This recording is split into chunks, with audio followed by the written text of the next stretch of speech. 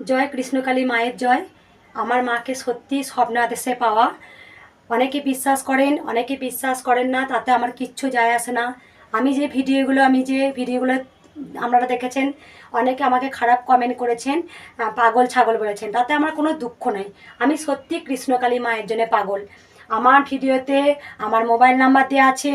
অনেক মানুষ আমাকে ফোন করেছেন এবং আমাকে মা যা যা বলিয়েছেন আমি তাই তাই বলেছি। সেসব মানুষ সমস্ত তার কার্যসিদ্ধ হচ্ছে। দুদিন পরে আমি দেখবেন ভিডিও দেব। তা আমাকে পাগল বলেছেন, এটা আমার কাছে চরম পাওনা।